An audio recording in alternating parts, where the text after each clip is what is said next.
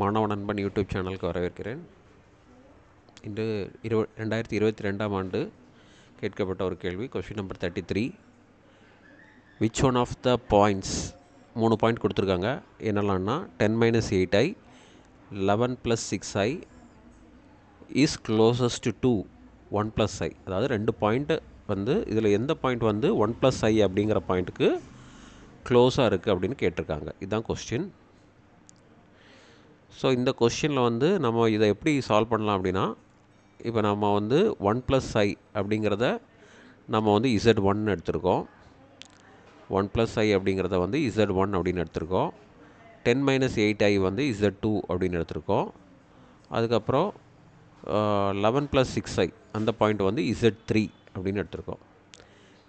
இப்போது நம்ம வந்து என்ன பண்ண போகிறோம்னா, இப்போது இந்த 2 பாயிண்ட், அதாவது z2 z3 அப்படிங்கிற 2 பாயிண்டில் எந்த பாயிண்ட் வந்து z1க்கு க்ளோஸாக இருக்குது அதை தான் நம்ம கேல்குலேட் பண்ணணும்.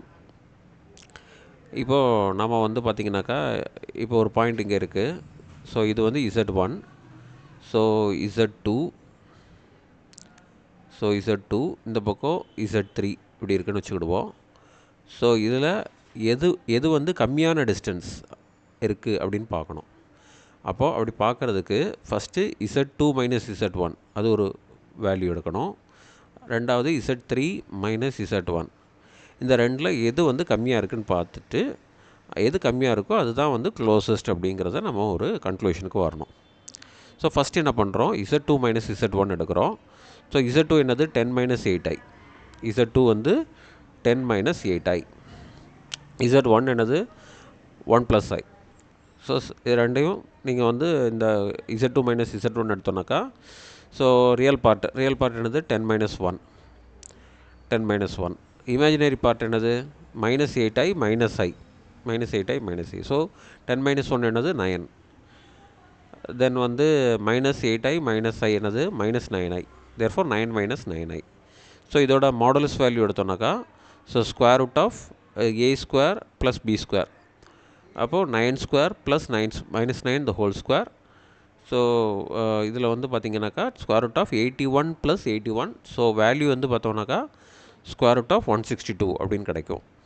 ரெண்டாவது z3 - z1 பாருங்கள், 11 + 6i -1 + i.